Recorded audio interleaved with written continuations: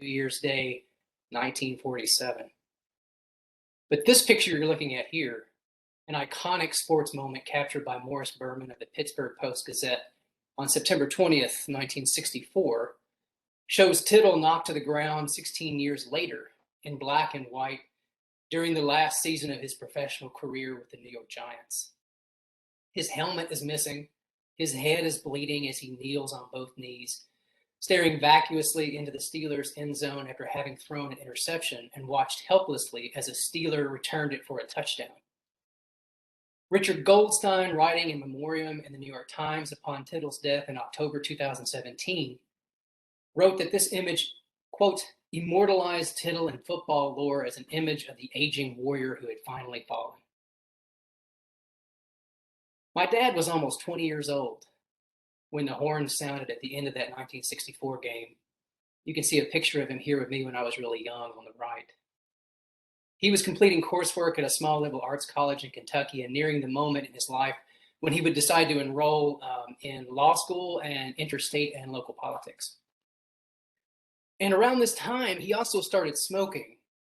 The succeeding draw of nicotine developed into an addiction and a lifetime exposure to that toxic cocktail of carcinogens whose risks to public health we now know were deliberately hidden by U.S. big tobacco companies seeking immense profits. Unlike Tittle, he was a slightly built man, as you can see, but similarly consumed with gridiron heroics, especially his own as an all-state player in high school. His violence-soaked stories usually ended with he himself a victor in a dramatic high-stakes game, catching the pass, making the crucial block, or crossing the goal line just in time. And much of my teenage years were crowded with similar crushing imagery, twisted ankles, heat exhaustion, winner-take-all politics of the masculine white body and its broken bones and thrown-out backs.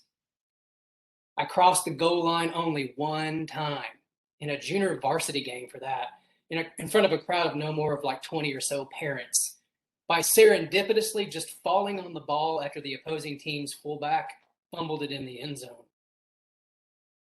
Unlike my father, I felt no lasting sense of victory, no earthy wisdom, no preternatural or sanguine insight into fortitude, and experience to guide the rest of my life choices after I walked off the field for the last time as a senior in high school.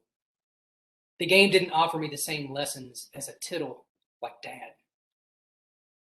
A few years ago, Dad died with what doctors told were complications from chronic obstructive pulmonary disease, or COPD as it's commonly known. At around 6:30 a.m. on a mid-February day in 2008, his lungs simply could no longer draw in and absorb enough air.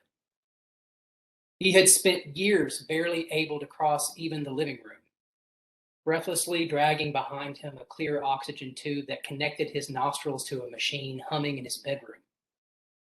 He would kneel halfway across the floor to rest and heave for a few minutes before rising to complete the trip, offering a hug when I arrived in the front doorway for a visit.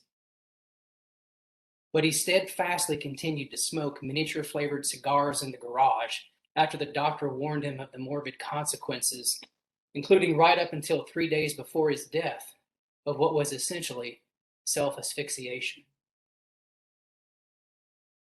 A few months before passing, he sat in the garage at home, took a sip from a cheap warm can of Keystone beer, and looked up from a rickety chair behind his teetering lawyer's desk, one leg missing and propped up by my mother's old copies of the Diagnostic and Statistical Manual of Mental Disorders, then blew a puff of pineapple-flavored smoke, declaring to a trusted neighbor, quote, "I won."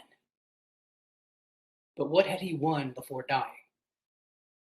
He had held conventionally lugubrious fantasies of himself as a scrappy rural underdog whose strong-willed American bootstrap individualism propelled him through obstacles to a relatively broke end in a comfortable but small middle-class house, a beneficiary of the historical legacies and ongoing contemporary and intertwined projects of white supremacy and colonialism. Now, his life intertwines with my own questions about how and why and what I can do to name the larger systems of racial oppression that he and I, both in life and death, engender, embody, and inflect. For starters, as a doctoral student and a writing educator, I know that academic research cannot just or only be participatory and answerable to the communities academics work with, but must also be, as humanities scholars Tektu Aguado and Annabel Martin put it, quote, to reimagine our humanity in this world together. By rejecting neoliberal and capitalist tendencies toward, quote, reckless devastation, and anti-Black, racist, and colonialist wall building in which many white individuals and institutions participate to stay, quote, neatly separated, and to normalize, quote, fear and disaffection. Quoting writer and critic John Berger, Aguado and Martin claim that our work must, quote, recuperate the kind of imaginative space that attends to our need for sharing, bequeathing, consoling, mourning, and hoping in ways that create across all our relations interconnected channels of our common humanity, what language scholar Sarah Alvarez calls networks of care. And these networks must make visible the objects, material conditions, and palpable justice that, quote, bring us closer and reconcile us with our own mortality. Doing so calls us to a lifelong intimacy and vulnerability, not dedicated to unearthing or producing new knowledge, but to healing, listening, and standing in solidarity with, in whatever form, people working toward a new, more humane social contract. For those of us white folks in this body of work has to reflect what Enoch Brader calls a paradoxical not I, requiring a reckoning with whiteness by feeling out a different and intricate way of belonging, somewhere between what Berger calls self-respect and self-chaos. You can go to the next slide, Lee. Thank you. Back in May 2020, Elaine and I, both doctoral students here at UMBC, finished a course taught by Dr. Beth Bickle in which we engage these challenges and possibilities from the many perspectives of the humanities. We were and we continue to be concerned with how our university writing centers exist and mean within context of Baltimore City. This concern is best captured by the call for proposals for the 2019 Baltimore Metro Writing Centers Association Peer Writing Consultant Conference, which Elaine and I helped to write. Quote, with support from organizations like Black Lives Matter, prominent Baltimore community leaders in their teens and 20s emerged during protests responding to the 2015 death of Freddie Gray, who succumbed to life-threatening injuries while in custody of the Baltimore Police Department. In the face of injustice today, the work of these youth leaders continues to communicate resistance to white systems of oppression and violence across the city. For example, youth-led public outcry from the 2015 protest helped initiate the U.S. Department of Justice and Baltimore City Joint Consent Decree that requires police officers to practice de-escalation tactics and interactions with the public. In schools, the legacy of BLM youth leaders informs Black Lives Matter Week of Action, during which the Baltimore movement of rank and file educators and Baltimore Algebra Project focused particular curricular programming and events on Black empowerment, history, grassroots anti-racist practice with school children, parents, and community members and leaders. These and many, many other efforts leave writing centers across the city deliberating how we engage, support, and or activate with students within these community spaces in our own institutional contexts. You can go to the next slide, Elaine. Thank you.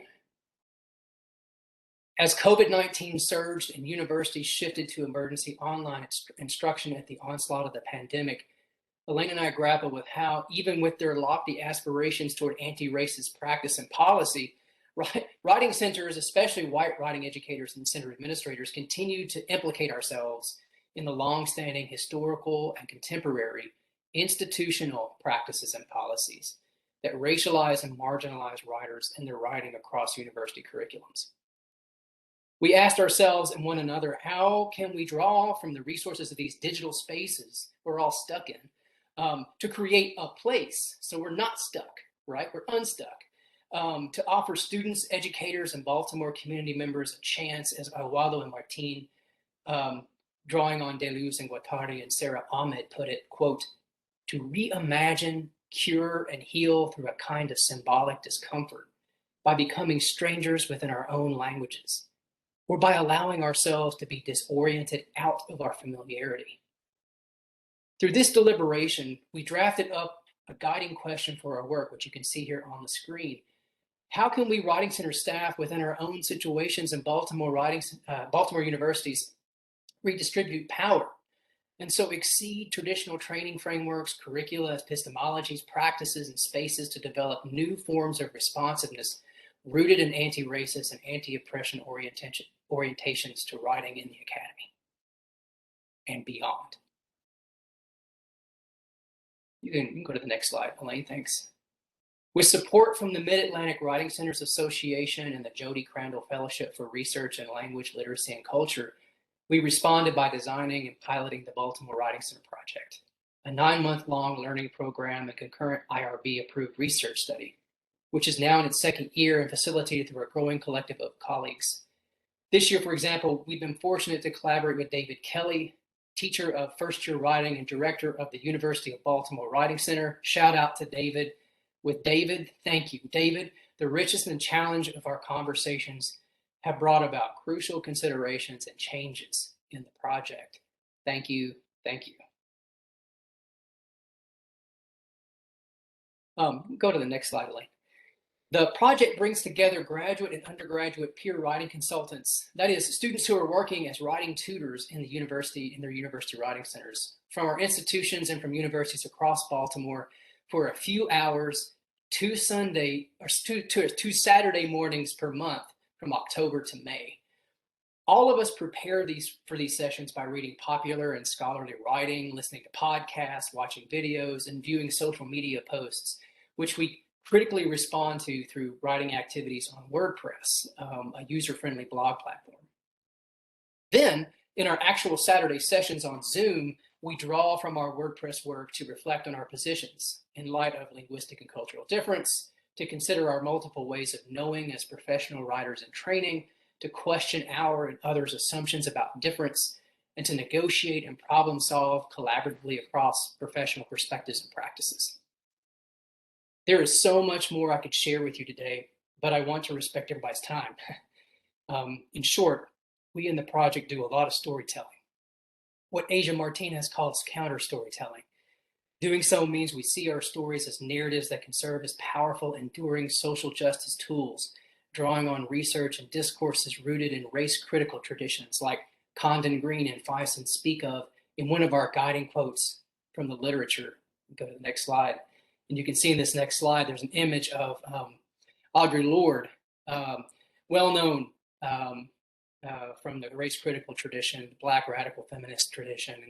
And we draw a lot on her words. And this quote from Condon Green and Fison is also reflecting on her work and her, especially her famous commentary on the master's tools in the master's house.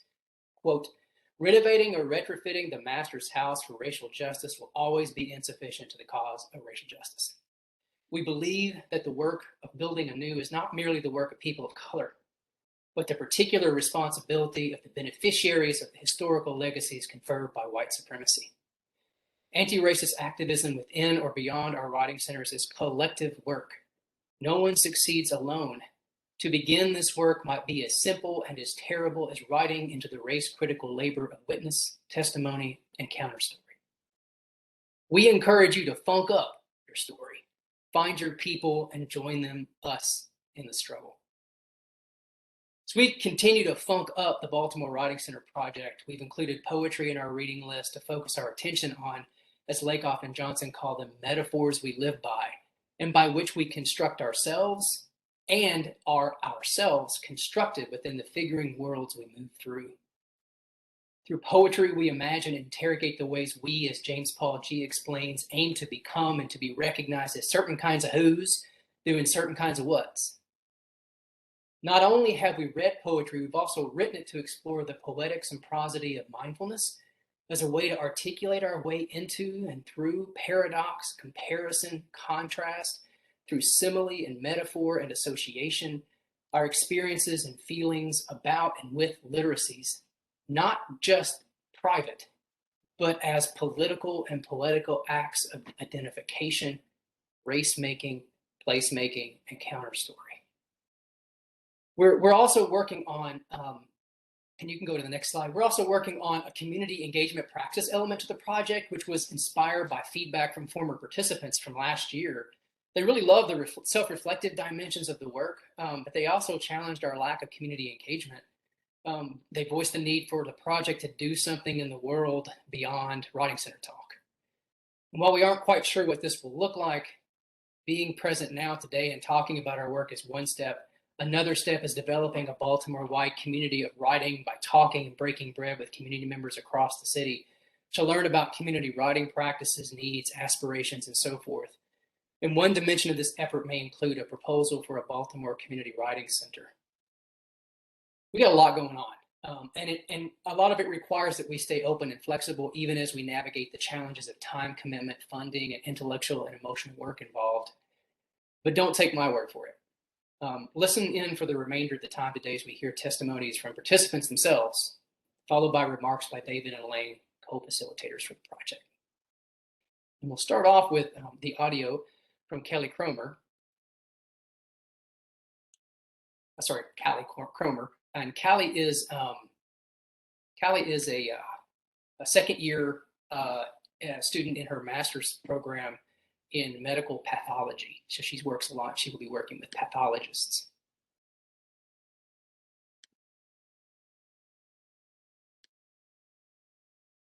Hello, my name is Kafi Cromer, and I've been working in writing centers for a little over 4 years as a writing consultant, and I'm thankful to discuss my topic to a diverse group of people from many academic and non-academic communities here to learn about how the humanities play a key role in justice and equity. Over these past couple of months, being a part of the Baltimore Writing Center Project at University of Maryland, Baltimore, the topic that has interested me the most is the ideology of positionality.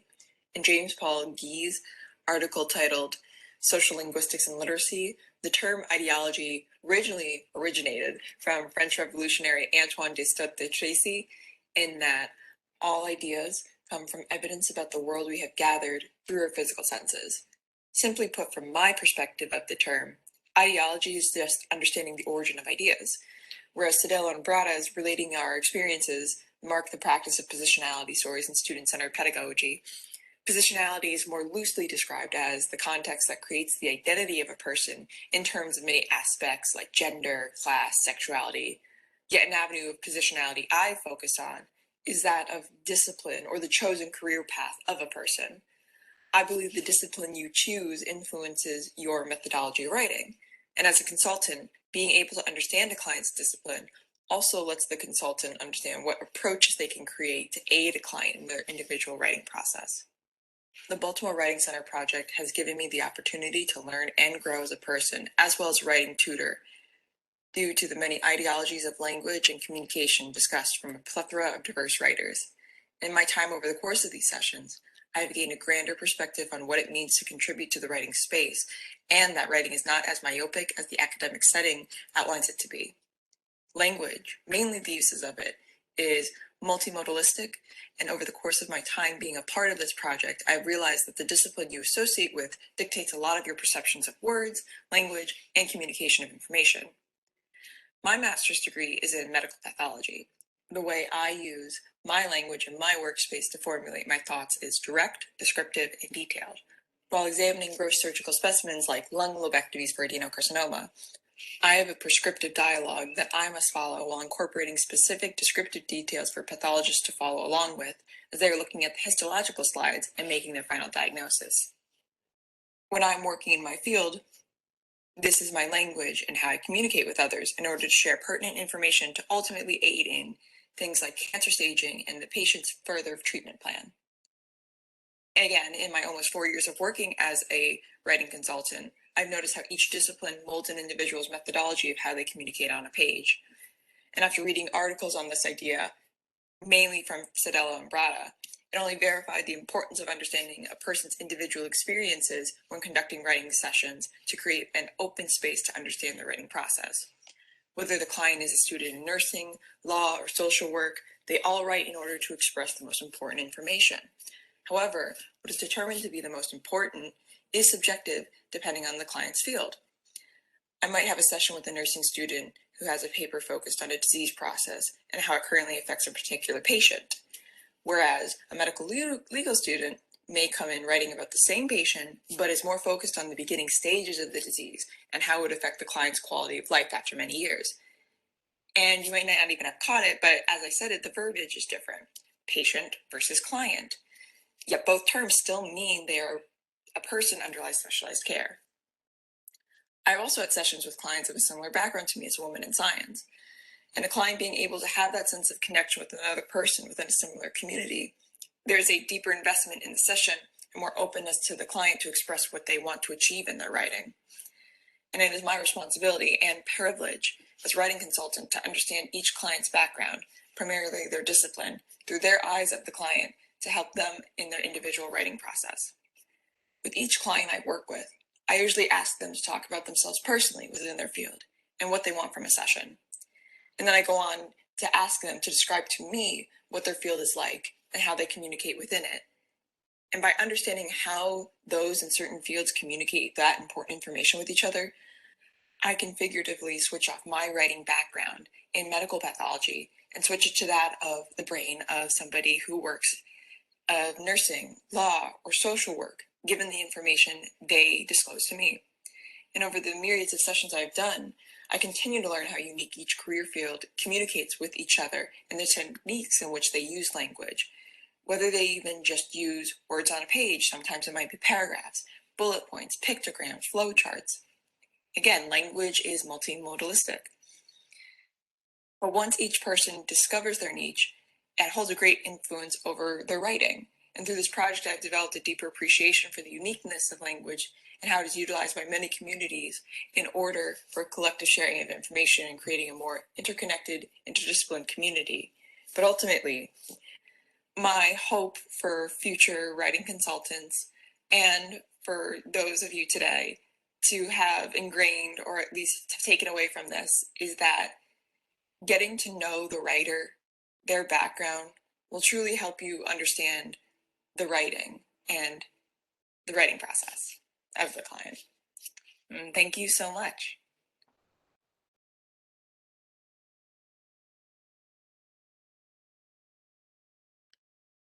All right. And next we'll hear from Ayushi. Can you hear me? So, hello everyone. I'm Ayushi and I'm an international student from India, and I'm in my first year in the Master of Science in Pharmaceutical Sciences program at the University of Maryland at Baltimore. And my journey to United States has so far been interesting. And I would use the word interesting because a lot of things have not been as I imagined them to be. Graduate school is hard. Okay. And it sometimes comes to the phase where I question, why am I doing this? And what is it that will keep me going?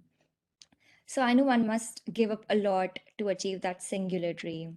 But I'm glad that I have a platform and space where I could just be myself for a while. And that's when I work at the UMB Writing Center, talk to clients about their paper, have open conversations with the Baltimore Writing Center Project folks about like every alternate Saturday morning. So James, David, Elaine, and the consultants, everybody has been extremely supportive. And although sometimes I feel I'm pushing myself, juggling with academics and my role as a peer writing consultant, I mostly feel positive about it. After all, just saying that I'm not a racist doesn't change anything, doesn't do anything. And the issue is grave, and the approaches must be designed in a way to combat depression persisting from centuries. So, what's extremely interesting about the UMB Writing Center is that it follows anti-racist practices and trains its consultants in such a way that it doesn't pride in pointing out errors, but it prides in glorifying that the goodness is already existing in the paper. The consultants won't tell you the minor flaws that don't even matter. Yay, so it's like a safe space where people could come and turn in their paper, talk about problems and whatever problems that they're facing, and it's like a safe place for them to just be themselves. And the center takes pride in understanding and acknowledging the writer's writing process. As a consultant, I don't see myself as an authority, but as a collaborator in people's papers. Our work aims both on acknowledging and reach across borders shaped by language, race, ethnicity, gender, sexual identity, mobility, culture, citizenship and nationality, ability, disability, socio-economic status, class, and indigeneity. So I myself come from a country, India, which was colonized by the British, and this is not a metaphor. So colonization is not just a process that could just go. It impacts the country, but in a way that it also changes the practices that are persisting in the country. And I'm trained in standardized English, and up to a point of time, I was also a person who was suggesting edits in people's papers. So uh, as an editor, and now that I'm a consultant, I would say that I have evolved. And yes, I would use the term evolving here into a writing consultant here at UMB. And it has been quite a task. And I have been extremely supported by everybody. And I have been extremely open and also have had the understanding and sensitivity by the folks here how important the process is. And I have read a lot of BWCP material, and I have read White Listening Subject by Flores and Rosa, and all of those extremely technical but also extremely important stuff that BWCP has mentioned. So I think that was extremely important. And the other day, I was discussing with James and Parth about how I want to amalgamate my scientific knowledge and my love for writing into one and become a scientific writer. And then I would have the best of both worlds and not chase the singular dream. But then my program doesn't allow me to pursue a co-op in the field, and it wants me to do something that's research and stuff like that. And I was like, okay, I feel disheartened, but I'm glad that I have a platform like BWCP where I could channel my thoughts, have unfiltered conversations, be free from judgment. And I want to say that it means a lot to me. It means a lot to any student away from home struggling in a foreign land. And thank you for giving us a platform like that, where we could just be ourselves. It means a lot. And lastly, I would like to share poetry that I wrote during my BWCP work, which is titled as I Am Articulate. So I'm articulate not because I speak English like it's my first language, but because I can speak Marathi, Hindi, and English like they're coming out of different mouths at the same time. Some say it's not how it's pronounced in the Americas, but that is what I learned back in my life there. If you know it's apoptosis and not apoptosis, as I say it, don't correct me. I do understand why pronunciations are important. So the whole point of speaking, that is communication, is done. But that doesn't mean I'm wrong or you are right. It's just how it is done here and nothing more. I will learn and unlearn your language, your way, only to communicate and not be articulate, because that I already am. I'm glad to be present in the conference. Thank you. I'm afraid to speak because I want to let the poem sit there for a minute, but I have to speak. Thank you, Aishi, so much for that work. And now we'll hear from Holly. Hey everyone. Thank you so much, everyone, so far for your wonderful remarks. My name is Holly Mancuso. I am the Master's of Social Work student in my advanced year at University of Maryland, Baltimore, graduating in a month, so very excited. And I've been a writing consultant just since this past fall. And one of the early things we kind of discussed was different types of writing centers that were outlined by Andrea Lunsford. And so there's this more prescriptive model with the writing center is like a direct source of information that has all the answers. This is like this traditional writing center structure of come with the paper and we'll tell you what's wrong with it.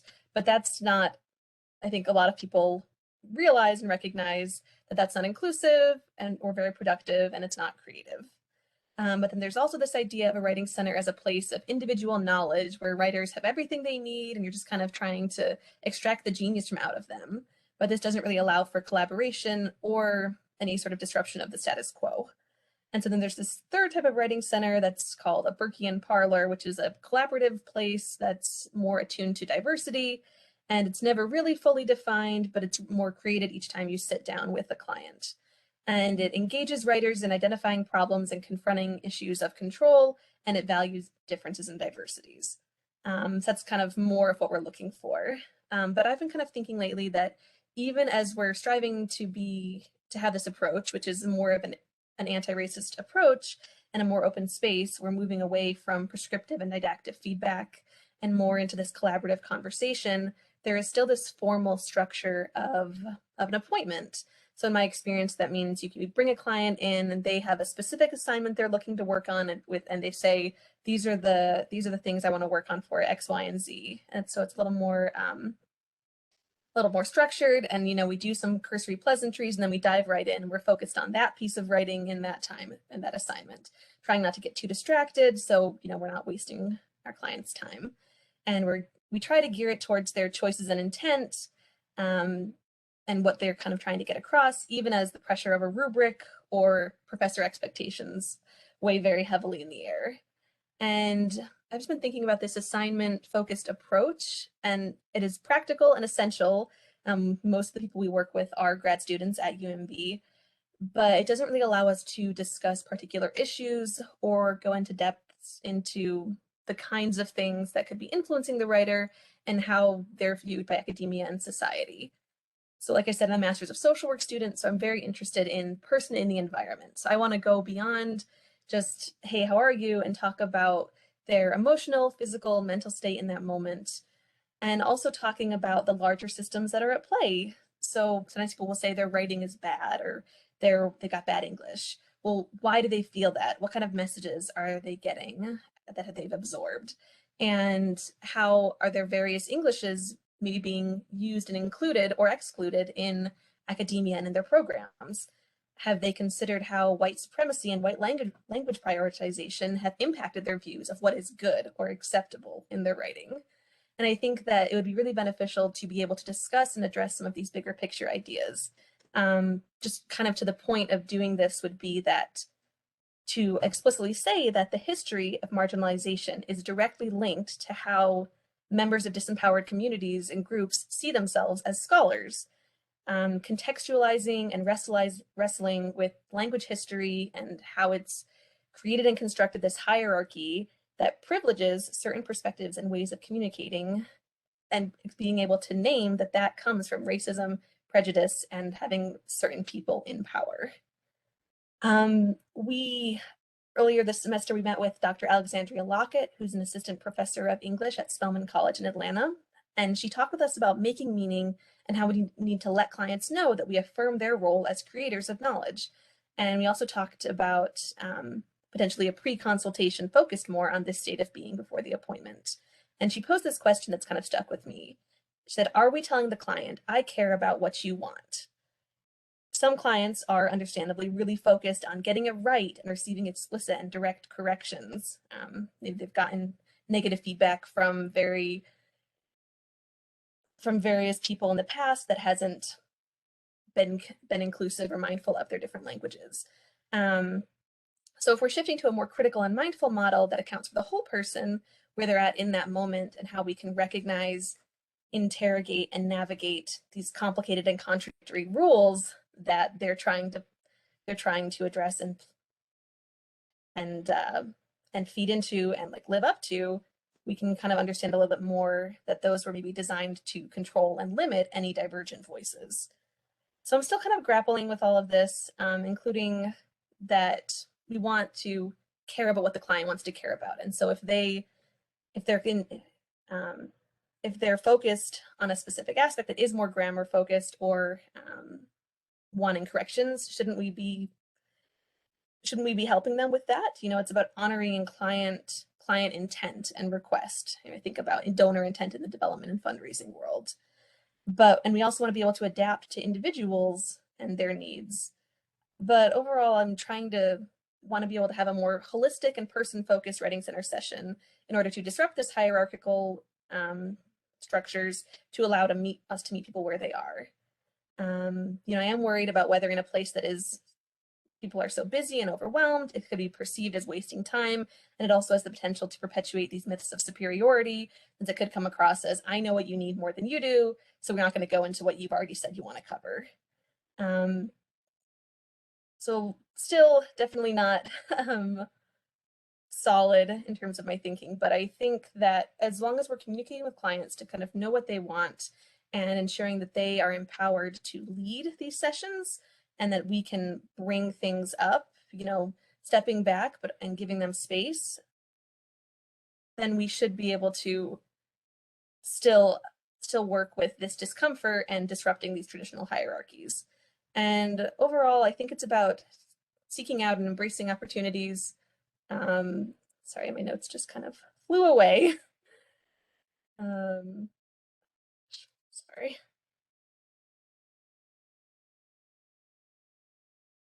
Anyways, my last point was, yeah, we're seeking out and trying to embrace opportunities for these non-traditional consultations that really allows us to delve into challenging and dismantling oppressive and narrow-minded systems that seek to suppress and erase the identities, choices, and stories of anyone who deviates from a predetermined norm. And I hope that we can make space for all the different parts of all people. Thank you, Holly. Thank you so much. A lot to think about there, and I really like that. You know, it's true, and the project is an ongoing, developing project. We're not settled on a whole lot of things, and that's one of the joys of working with this group and as a part of this group. Thank you, Holly. Let's go to Parth next. Hello, everyone. Good afternoon. My name is Parth Bhatia. I'm an international student at the University of Maryland, Baltimore, and I work part-time at the Writing Center as a peer writing consultant. I am in the Masters in Human Genetics and Genomic Medicine program. I know that's quite a mouthful. I'm a cisgender male and my pronouns are he, him, his. My particular interest within this project is to talk about racism in the sciences, specifically medical sciences, since that is my discipline, and how linguistic racism in the academia perpetuates the racism prevalent in the sciences. A senior acquaintance of mine once told me that the academia is very incestuous. By that, he meant that people tend to hire or rehire based on only the recommendations from other people they know within the field. Racism and bias still very much exists in the academia, and as people of underrepresented communities stay underrepresented because of this incestuous circle of white men giving grants to white professors to hire or take in white students. Now, I joined the UMB Writing Center in August 2021 and have been a part of this project since October 2021. Through my training as a writing consultant in a writing center which follows an anti-racist framework and agenda, and as a member of this project, I have come across works of scholars like Alexandria Lockett, why she calls writing centers as academic ghettos, Nelson Flores and Jonathan Rosa, Eha Y. Martinez, as well as non-academic discussions like the story of Dion Broxton from Baltimore and his struggle to be a news reporter as a person with the Baltimore accent. All this has made me think about my own privilege, my upbringing in a home in a developing country where I had access to high-quality education, my parents being academicians themselves, hence the ease and comfort with which I can use such language myself. Through this project, I have come to be trained in questioning myself and my perception of language first before I set out to change others' perception of language, and that has made me a better writing consultant, I believe. I have also heard from my peers who have come from my own country, their perception of writing centers and why they didn't themselves apply to be peer tutors, and it's not for lack of motivation or time. I have read and listened to and about the stigmatized population that is sent and or the population that is apprehensive about in approaching a writing center, and have experienced the raising of my own eyebrows when a white dude complimented me, "Oh, you have pretty good English," with the silent words being "for a guy from India." All this has made me realize the vast potential of brilliance that is lost to humanity because someone somewhere put in all their efforts and brains in a project, but still received a B because they were told by a professor that this is not how academics write, or have been told that go fix your language at the writing center. I presume that most of you would probably not have heard about Dr. Kafi Zarassa, but if you have, please bear with me while I introduce him to the audience. Dr. Kafi Zarassa is a brilliant African-American physician scientist, the first African-American person to be awarded a PhD in neuroscience at the Duke University. In an article written in the journal Cell, and for those not familiar, Cell is one of the very topmost journals in which every biological scientist dreams of publishing their work in. He described his experience of being seen or not seen as an African American scientist. He begins the article with the line, and I quote, "I have tried to live in a world that does not see color, but have only succeeded in living in a world that does not see me." He then narrates his experience about the endless times he has been mistaken for a valet, a waiter, a loiterer in academic conferences, labs, and events where he's one of the eminent personalities present. Did you know that, and all this is rigorously proven through statistics, that only 1% to 2% of scientists awarded grants by the National Institute of Health of USA are African American? And did you know that even after accounting for training institutions, publication records, and major awards, African American scientists still get biased against? Keeping all this in mind and coming back to my work in the project, I want to juxtapose this experience of African American academicians or potential academicians, that is students, with the linguistic racism faced in the medical sciences and the scientific world in general. My question that I want to ask through this project is, how many Kafi Zarassas are lost in the making because they be too ghetto, or because they can't speak or write like traditional white academicians do? It is a loss of all humanity when the potential of such brilliant minds is nipped before it even grows into something which just might turn out to save lives through their research.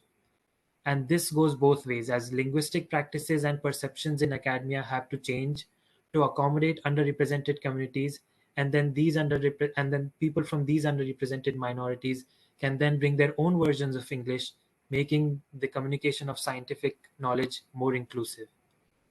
I believe writing centers play a huge role in that, and I'm ready to push that change no matter how uncomfortable it may make people or old professors feel, or how small my corner of the world is. Thank you. Boom. Thank you, Parth. Thank you. And I echo Elaine on her comments in the chat if you haven't had a chance to look at those. Due to time, let's move quickly on to Hannah. Hannah, you're on. We're all ears. I'm having the same issue that you were having earlier, James, with screen sharing. It's not letting me do that. But Elaine, I did email mine to you. Is that okay? Great. I was going to say. I'm sorry. Oh, no. I understand. I gotcha. Just give me one sec here.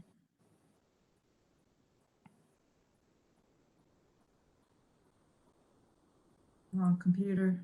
Be faster.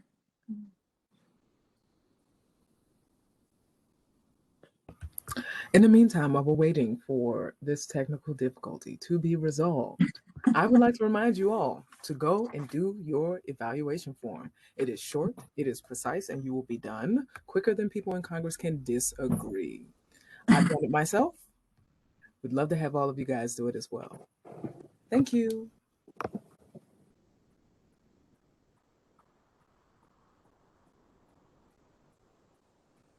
All right. So in the interest of time, let me try to get through this a little bit quicker than I had anticipated. So my name is Hannah Collins. My pronouns are she, they, and I'm a creative writing and publishing arts student pursuing my MFA at the University of Baltimore.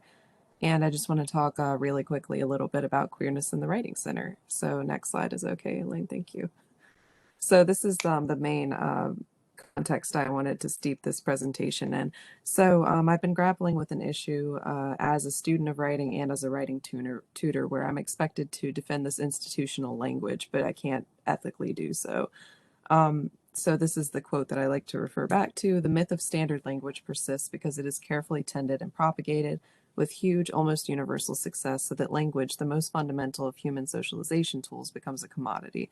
This is the core of an ideology of standardization, which empowers certain individuals and institutions to make these decisions and impose them on others.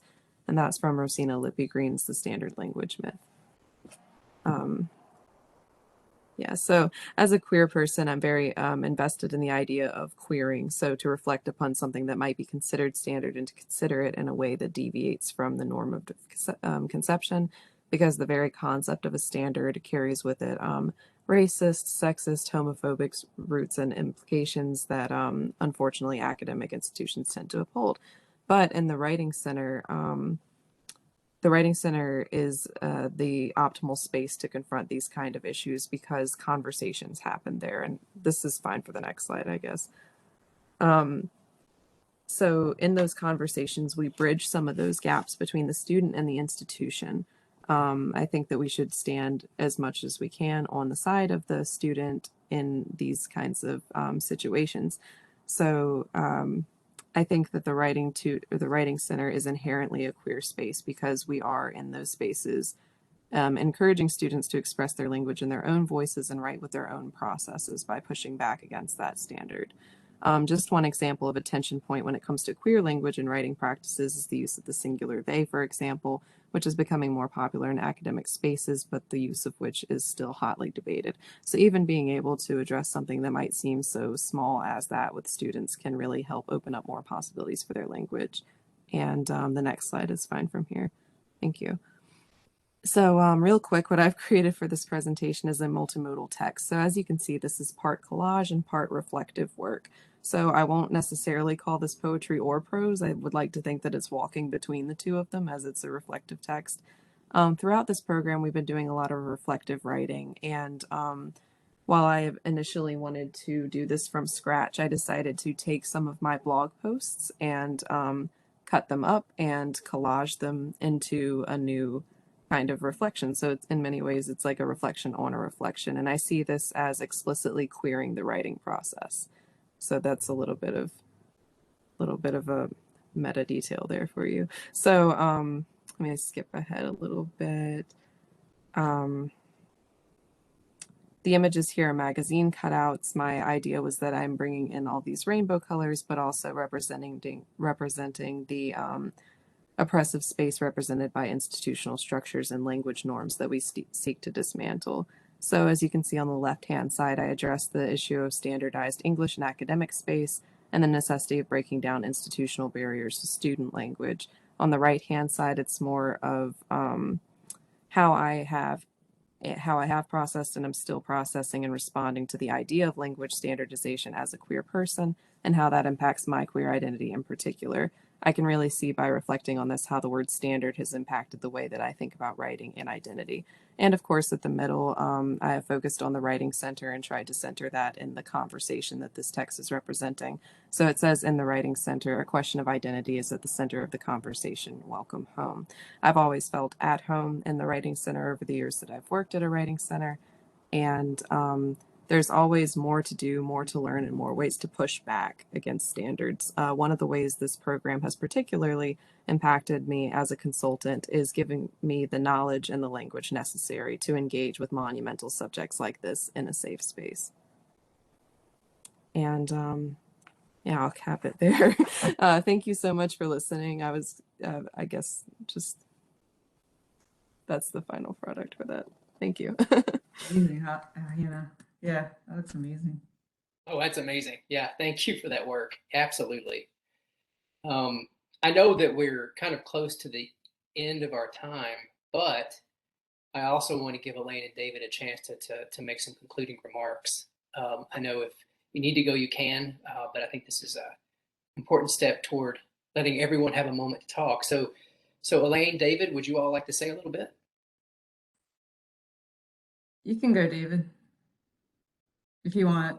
No pressure.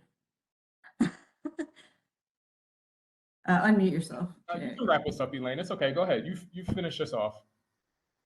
I had a whole thing, so I don't know what I'm going to say exactly because I don't have time to do this, but I guess what I will say is, oh no, Hannah, don't apologize at all. My connection, I was bringing in some of my interest in feminist work to the program. So I also just like this quote that I think kind of could resonate with this whole symposium, perhaps, from Eve Tuck's publication titled Suspending Damage, A Letter to Communities. So as we move into more community work, just kind of thinking about what our role is in that work and what our role is in our research and research in the Writing Center. So she writes, I invite you to join me in revisioning research in our communities, not only to recognize the need to document the effects of oppression on our communities, but also to consider the long-term repercussions of thinking of ourselves as broken. This is an open letter addressed to educational researchers and practitioners concerned with fostering and maintaining ethical relationships with disenfranchised and dispossessed communities, and all of those troubled by the possible hidden costs of a research strategy that frames entire communities as depleted. I hear a lot of my students say that they have broken English, and I think that that term is very harmful and you know, resonated with me when I'm thinking about how we go through this work. So I just, I really just want to bring focus to the consultants who did this project today and brought like yourselves, and you brought your truth, and you just like tore it up. So that's that. I'm done. Like y'all kind of dropped the mic, so now nice job. So I guess that's it. I guess we're done. Same. I feel the same. David? Yeah. Really quickly, just to sort of tie it all up, in doing this work, I sort of recognized that the Baltimore Writing Center Project, I found similarity in the work that we're doing, similar to Tiffany King, who wrote The Black Shoals, where she uses the metaphor of a shoal as a theoretical framework to sort of interrogate white settler colonial studies. And I sort of, by introducing diaspora and Black and Native scholars, and I saw our project as doing something similar in who we picked, in the scholarship that we picked, and how we use that scholarship to engage in and sort of expand the paradigm of how we think of other people's Englishes, languages, literacies, and so on and so forth. And so what we've all done is, I want to use specific language really quickly, what we've all been engaged in intention, contact, and interaction so that we can imagine something new. And this is not an end so much as one stop on our destination. If we consider our work as a map, this is just one snapshot in time where we have sort of done and engaged in sort of this critical work so that, again, we're expanding the paradigm to, through our unsyllabus and uncurriculum model, to attempt to wade in that shoal, in that liminal space, to challenge neoliberal ideologies that compound and reproduce power asymmetries that limit writers' ways of knowing and their ability to make informed rhetorical decisions in their writing. Bam. Wonderful. So this has been an awesome presentation, and I wanted to give anyone who is in the audience a chance to ask a question. There seems to be a question here from Maryland. If you want to unmute, you certainly can. I'm not sure that I see your question here. Yes, you were asking, wait, did you ask me to unmute? Oh yeah, you can ask your question if you have one. You can go ahead and do that now. Yes, well, I asked the question earlier on, and it was, what are some of the specific things you do in the Writing Center to promote anti-racist training for those working in the Writing Center, as well as methods of tutoring that are anti-racist in nature, and what makes these practices anti-racist?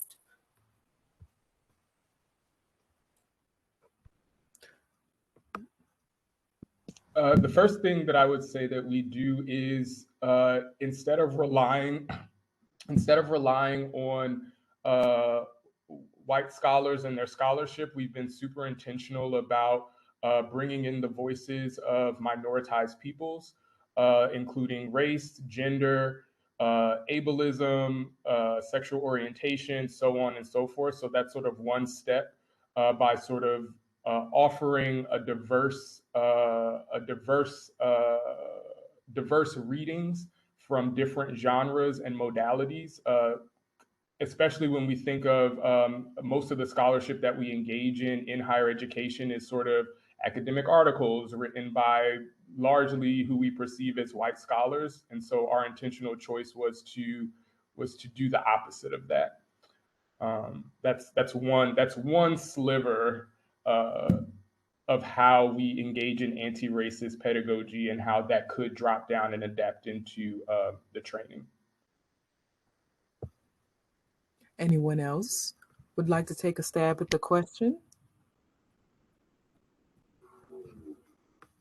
All right. Well, I can say a few things real quick. Yeah.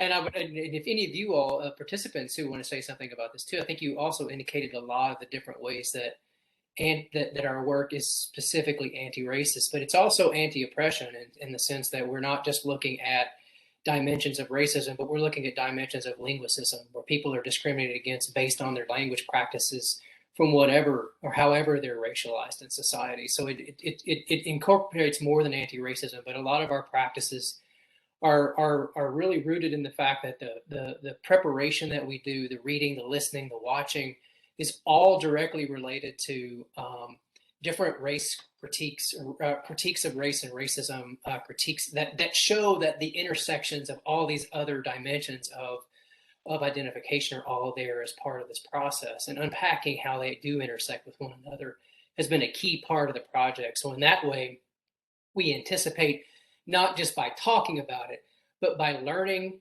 from interacting with one another, those really uncomfortable conversations, and how those uncomfortable conversations require a willingness to be disturbed and a willingness also to move into the race critical work that Condon, Fison, and Green talk about, where we write ourselves into testimony and counter story and so forth. And so the culminating projects of the project, the culminating work is not just presenting here at this presentation, but also includes a critical narrative or counter story that each participant's writing up. Some of them may be doing these in teams. And then another one is a letter to future consultants that talks about these things, that answers that particular question that you're asking. So we engage directly with that question is one way that we consider this anti-racist, right? Like how in fact is it defined? How is it showing up in everything that we do?